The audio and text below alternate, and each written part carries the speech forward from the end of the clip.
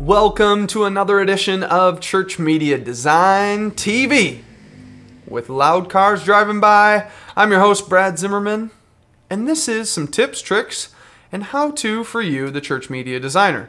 And joined with, guys, for real, you need to take the Virtual Boy helmets off and get ready for the show. As soon as they're done playing their game, we have Little Whitey, Dwight Schrute from The Office, Colonel Sanders, and of course, Jesus Christ, the Son of the Lord Most High. They might love their video games, but we're here with a whole bunch of goodness for you this week. We're going to talk about QuickTime VR. We're going to give you some more news that might blow your mind or might not be that newsworthy. Also, we're going to give you some free stuff and some great inspiration. So if they're ready to stop playing their game, let's get into it. Well, I wanted to share with you some news that's going on around the industry, and one thing that might impact you is that GIMP 2.6 is out. Now, GIMP is an open source image manipulation tool. It's an alternative to Photoshop, and you can find it at gimp.org. And one of the gripes that I always had with GIMP was its user interface. It wasn't totally standard, similar to Photoshop. It had floating palettes, and it was kind of like you opened it up and you didn't really know what was going on. Well, that's one of the things they fixed in GIMP 2.6. You can check out the release notes, and they talk about how the toolbox menu bar has been removed, and they've merged that with a window menu bar. They've also have new docks and windows, and they've done some things to make this more similar to Photoshop and a lot easier for people to switch over to it. So if you don't want to waste a bunch of money, check out GIMP 2.6 and check out all the nice new features in there. Now, one of the other things that has to do with, well, it doesn't have so much to do with our industry as much as it does with internet television, which ChurchMediaDesign.tv is a part of. And I would love to know what you guys think if I should submit our show to this. Revision 3, which is it's the first ever internet television network, released revision3beta.com, Building the Future of Internet Television. And on here, they have a whole bunch of different shows that are in beta mode. And basically, you can go check them out. They're putting episodes online, and they want to get your feedback to know if they can send up the shows to the big league of regular revision3.com.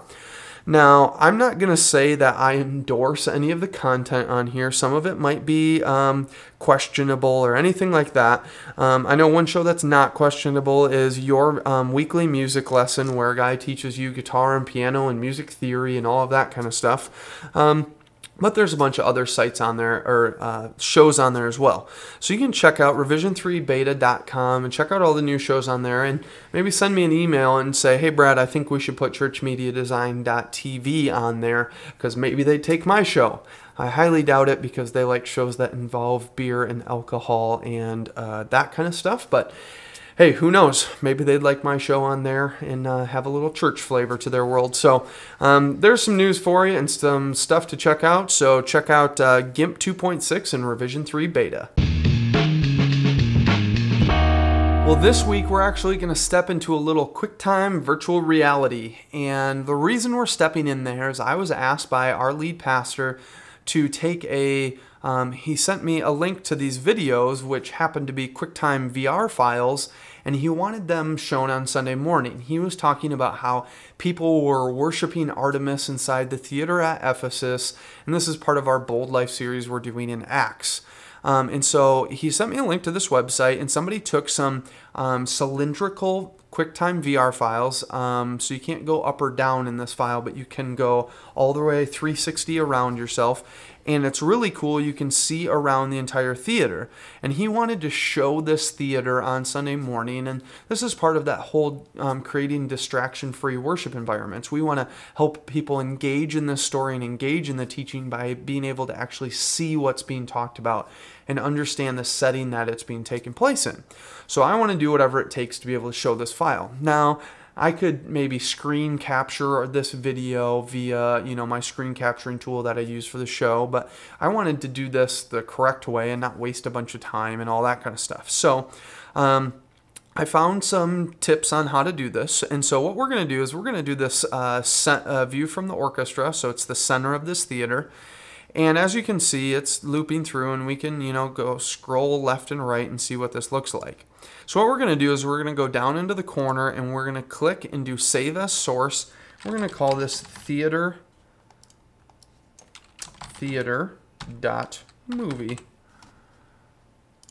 And Brad just can't spell today.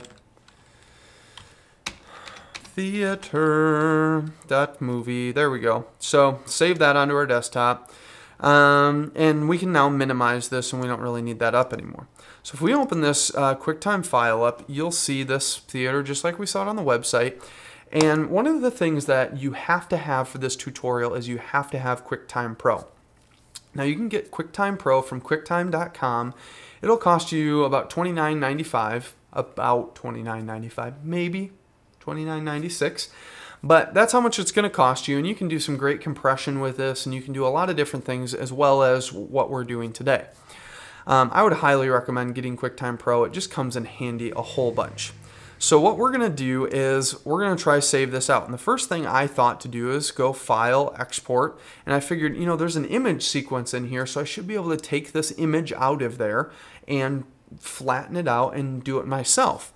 So I thought, well, I'll export movie to image sequence. I'll select PNG, save it to the desktop, and it exported me out a PNG. And I'm like, oh, great. And then I opened it and saw that it was one frame and not the entire thing.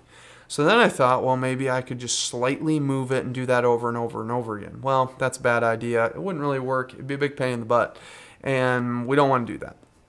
So what I found out you need to do is you need to go up to Window and go down to Movie Properties. And in here, we're going to click on Video Track, which is unselected, and then we're going to unclick VR Panorama. And now you can see our image has been flipped 90 degrees, and you only see one part of the image. That's okay, because what we're going to do is we're going to go File, Export, and we're going to do that same movie to image sequence. We'll do options, PNG is fine, save it as theater, hit save, and what it's going to do is it's going to export out 20 different slices that make up this one image.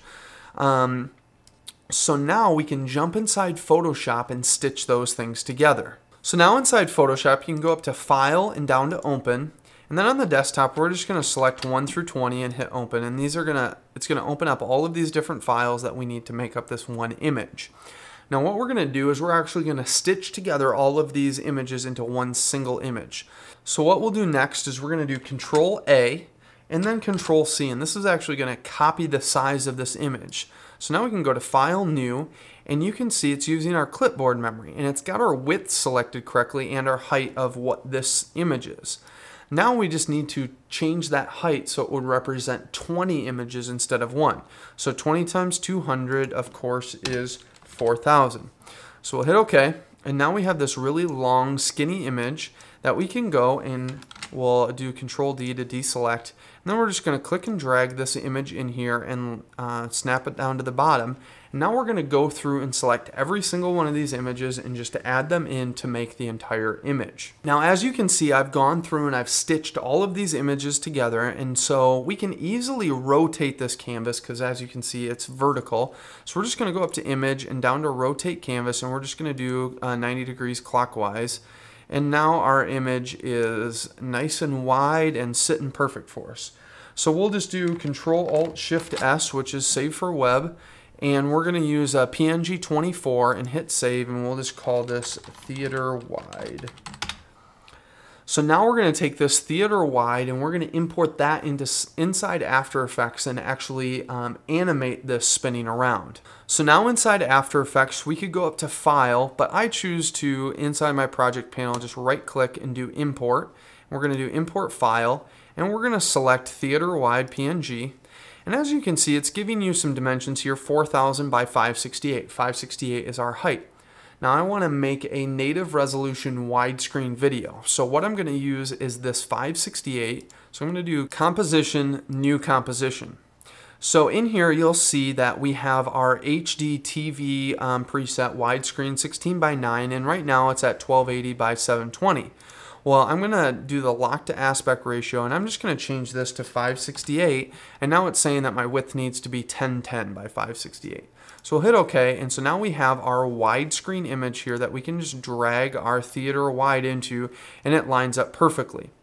So the first thing we're going to do is we need to be able to loop this. So we're going to need 2 of these images. So we're going to just bring this guy down to the very end here and just line it up with this right edge. So right about there looks good. And then we're going to duplicate this layer and take this other layer and bring it all the way down until it meets up with this guy. So we'll just kind of bring it over until everything's looking pretty nice. And you'll see that there needs to be just a hair of overlap in this. And next what we're going to do is we're going to actually add a null object. So you do that by going to Layer, into New, and Null Object. That's going to add a null object, and then we're going to just grab our parenting and we're going to parent these 2 things to our null object. Now our null, anytime we move our null, it moves both of those images together. So we can go down here and we can go all the way to the end and just line this null so that it lines up this image here with the end, and we can set down a position keyframe at the first and the end of our timeline here. This is like a 32-second timeline. Now I'm just going to scroll down quite a ways. I'm holding shift and the right arrow, and I'm just scrolling down until this lines up for me. Now the easy thing to do here is we can shut off this other layer, and now we can see where the end lineup point is.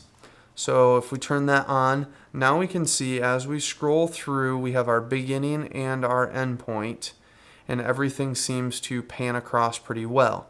But as I scrub through, you can see that it basically looks like an image is just being presented in front of me. So that's why I have our theater open here. You can kind of see there's some distortion going on in this image. It's rounding it around a cylinder, or bending it around a cylinder. So the way we're going to do that is we're actually going to use an adjustment layer. Now an adjustment layer adjusts every layer below it. It's just like Photoshop. So we're going to go to Layer, New, Adjustment Layer. We're going to take that and we're going to drag it above our, or below our null layer, but above our 2 PNGs. And on this layer, we're going to add an effect called CC Lens. And it's under, if you go down to Distort and then to CC Lens, now you're going to see some craziness going on, but we're going to make it look nice here in a second. So we're going to change our size from 50 all the way out to about 500 is pretty flat and normal looking. That's pretty similar. We'll line up this image so it's pretty similar to our theater image here. And then we're going to just take that size back down until it starts distorting it a little bit. So how about, 240 looks pretty nice to me. And now as we scroll around, it actually looks like we're spinning in this and that it's in a cylinder. And actually looks a little bit more realistic. And that's what we want it to do. We want it to have that just a little bit of distortion. Now you can do as much as you want. You could kick this up a lot higher if you wanted to. But the thing you need to be leery of is you don't want to make people feel sick. So I like the 240 sounded pretty good to me. So now we can just go up to Composition, Make Movie, and actually make that movie and render it out. Now you have a loopable movie that you can show on Sunday morning when they talk about this, and it can be up there kind of rotating through the theater. You can also use this maybe as a worship background, maybe not this image, but another QuickTime VR file. There's a lot of different things you can do with this. So now that you know how to strip those images out and turn them into a regular movie, the sky's the limit with what you want to do with it. I might actually have some 3D text in there that's rotating along with this cylinder. So there's some ideas for you and a little sneak peek into the future of virtual reality. Well, this week's inspiration, is a site I've talked about before, but I really wanted to make sure you guys knew about it, and it's videocopilot.net. Now, Video Copilot has some of the best video tutorials on the net, and anything I teach here pales in comparison to Andrew Kramer and videocopilot.net. He teaches some amazing stuff. He's been doing this Meteor series where he's teaching 3D compositing inside After Effects with footage and using different all sorts of different crazy stuff. And I would really encourage you to check out that series. But also, he had been talking on his blog about how he had been working on a project, but he couldn't talk about it. Well, what he was working on is he actually did the intro for The Fringe, a new show on Fox. And so he did the entire intro for that, and he did it in After Effects as well as 3D Studio Max. So it's pretty cool that he... Andrew Kramer did this nationally known deal and that he's getting some recognition for that. So I really want to encourage you guys to check out videocopilot.net as well as check out their products on there, because they got some great products like Evolution that will save you a ton of time and add some great stuff to your arsenal of things to use to create media for your church. So check out videocopilot.net. Well, this week's freebie is another worship background for you. This comes from my adventures to California again, and this loop will be on the website. You can download this from ChurchMediaDesign.tv, and this will be in high definition widescreen as well as church definition 800 by 600 full screen. So you can get two great versions of that video on the website, whichever fits your needs best.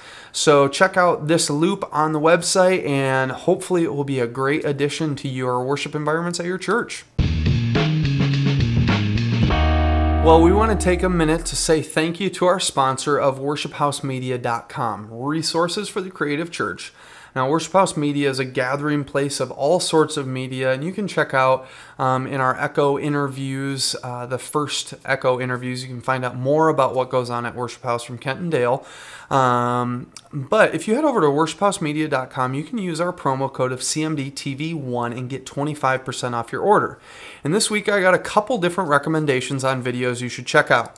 The first one is The Fellowship of the Unashamed, and this is by Sagebrush Community Church.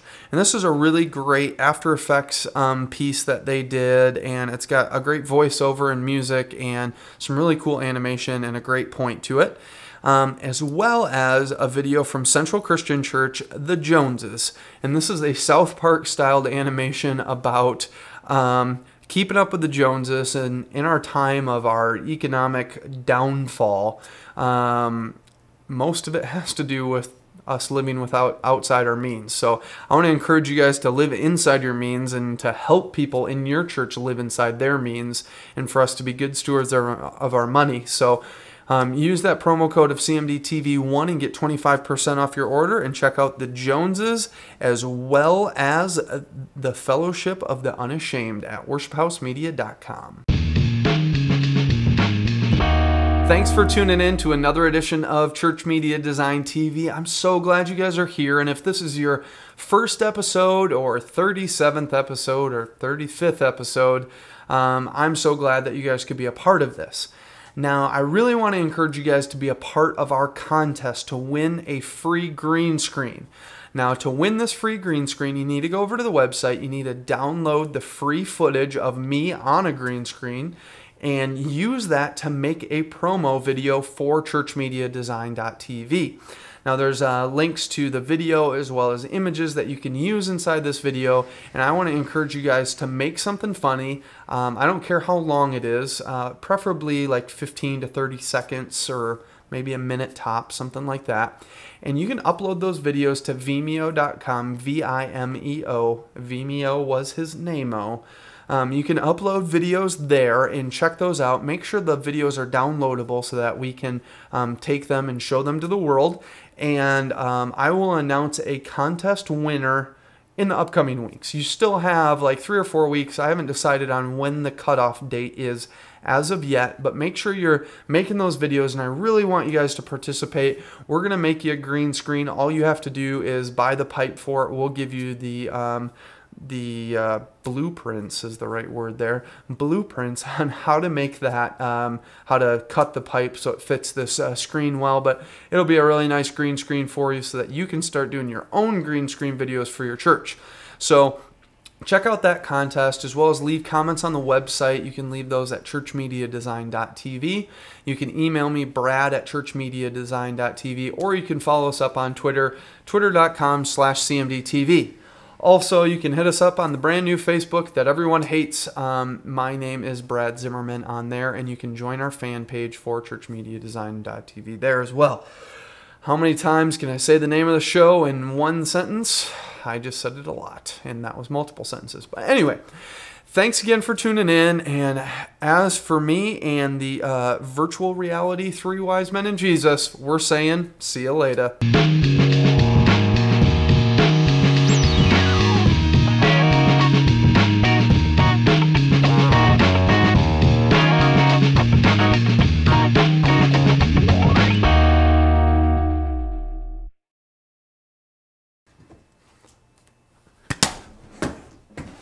You actually hit the power button on the computer screen and shut the computer monitor off with that.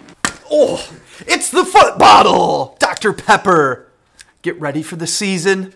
Go long! Ha ha! Okay, Dr. Pepper, you owe me some money for that, or else I'm coming after you. And it's gonna get physical this time. Physical.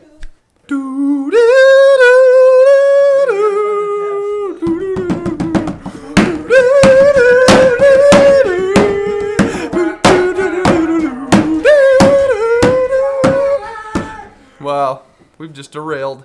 I will ruin you like I ruined Thunder.